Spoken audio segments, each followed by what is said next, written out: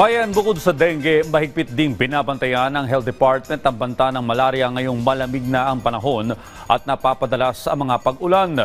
Si Bien Manalo sa detalye. Kabilang ang bahay ni Gina Briones sa barangay Tandang Sora sa Quezon City sa mga nalubog sa baha sa paghagupit nitong mga nakaraang bagyo. Pinasok din ng tubig ang kanilang bakery na kanilang pangunahing pinagkukunan ng pang-araw-araw na pangangailangan. Pero ang lubos niyang ikinababahala ang pagdami ng pinamumugaran ng mga lamok dahil sa mga baha na posibleng magdala ng nakamamatay na dengue at malaria.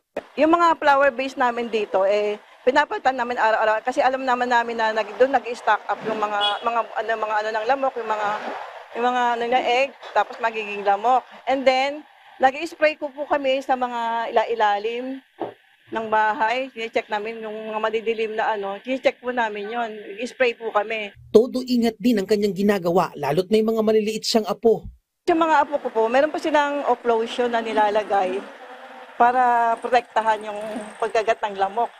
Tapos sa gabi, nakapajama po sila. Bukod sa nakamamatay na dengue, isa rin sa mga binabantayang sakit na dulot ng mga lamok ang malaria. Ang malaria ay isang nakakahawang sakit na dulot ng Plasmodium parasite at naipapasa sa pamamagitan ng kagat ng infected Anopheles mosquito.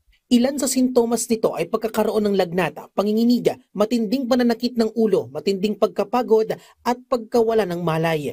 At kung hindi agad maaagapan, posibleng magdulot ito ng malubhang sakit gaya ng anemia, kumbulsyon at maaari pang humantong sa pagkasawi ng pasyente. At ngayong Nobyembre, ginugunita ang Malaria Awareness Month na layong imulat ang kamalayan ng publiko kung paano makakaiwas sa naturang sakit. Samantala, patuloy pa rin naka-alerto ang Department of Health sa banta ng dengue ngayong malamig na ang panahon at napapadalas na rin ang mga pag-ulan. Paalala naman ng kagawaran sa publiko na panatilihin ang kalinisan ng kapaligiran para makaiwas sa mga sakit. Yun pong kampanya para paalalahanan ng ating mga kababayan na magsuot ng long sleeves or ng pantalon at saka ng mga insect repellent lotions or sprays para hindi makagat ng lamok. Gumamit na rin ng kulambo.